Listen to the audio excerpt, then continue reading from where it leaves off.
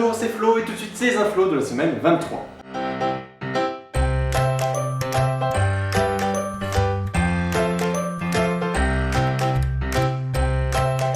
Lundi, le journal L'Est républicain nous informe d'un braquage au McDo de Besançon. En effet, deux hommes armés ont braqué les caisses du restaurant. Ils ont d'abord tiré en l'air à l'extérieur avec un fusil de chasse. Sûrement pour prévenir qu'ils étaient là. Puis ont réussi à faire leur hold-up sans problème. Au revoir. Monsieur, que désirez-vous? Donne-moi le fric de la caisse, vite! Ah, pardon. Excusez-moi, je vide la caisse. Je vide la caisse. Vous pouvez me mettre aussi le jouet pour ma fille? Ça serait sympa.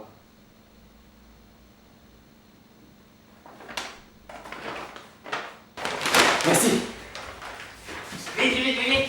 Sauf que manque de peau, le GIGN en civil se trouvait dans le restaurant. Bah alors, il y a un malaise de jouer?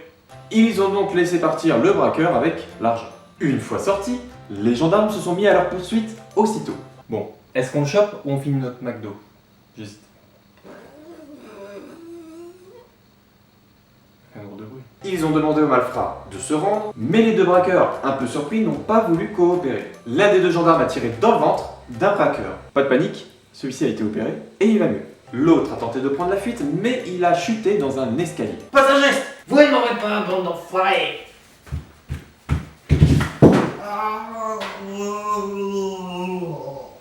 J'ai plus qu'à jouer au loto. Allez, on y va. Maintenant, une info surprenante apparue dans le journal Le Point ce mardi. Une étude scientifique conduite par les chercheurs d'Oxford en Grande-Bretagne et Queensland en Australie ont démontré qu'un poisson peut avoir une bonne mémoire.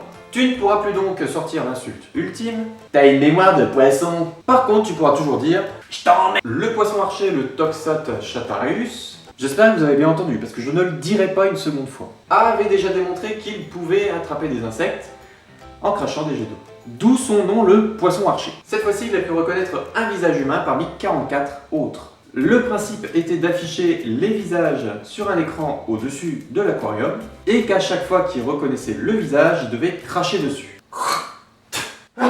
Tu m'as reconnu? Non. J'ai voulu cracher et ça a atterri sur toi. C'est tout. Pourtant, cette fonction était tellement complexe que seuls les primates pouvaient faire cette action. Plus de 80% de réussite tout de même pour cette épreuve. Déjà que toi tu galères à reconnaître le visage des gens en global, bah là tu passes pour un glandu. Oh, salut Flo, bah tu te souviens de moi? Non, je vois pas. Mais si, avec mon chapeau. Ah! Salut Ludo, ça va? Ouais, ça va, bien. Il fallait en parler. Le journal L'Équipe nous annonce le lancement d'une application par le gouvernement français. J'ai nommé l'application SAIP, Système d'alerte et d'information des populations. Ouais, ça me paraît évident.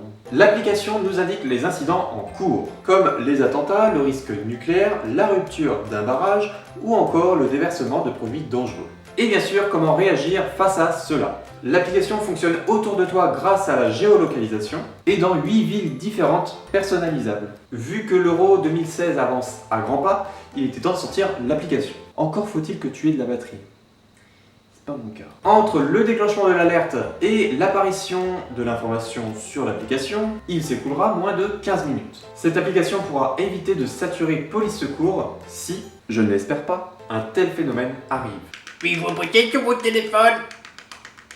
L'application est disponible sur Android et iPhone. Donc toi, avec ton vieux téléphone, cherche pas à s'y rater. Bon, nom d'une pipe en bois. Ouais, de toute façon, vous avez tous zinzin avec vos appareils. Une bande de jeunes.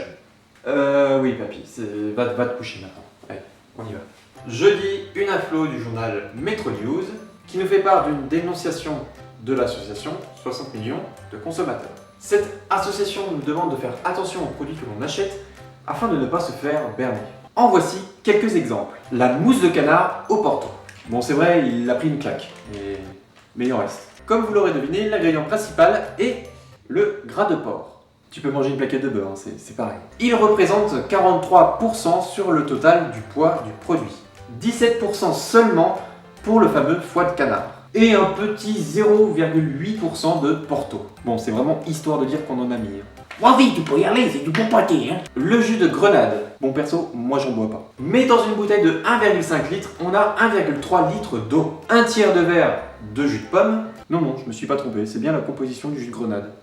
2 morceaux de sucre, 1,6% de jus de grenade, ah bah la voilà, et 0,05% d'extrait de thé. Est-ce qu'on se fout pas un peu de notre gueule? Mais non! Ça prouve bien qu'il y a des problèmes entre ce qu'il y a sur la photo et dans l'emballage. Donc pour éviter de manger de l'eau sucrée et de boire du beurre, regardez les ingrédients principaux avant d'acheter votre produit. Alors, sucre, huile de palme, ouais, de toute façon j'aime ça, donc ça change rien. Si je n'en parle pas, je vais faire des déçus. Vendredi, c'est le lancement de l'UEFA Euro 2016.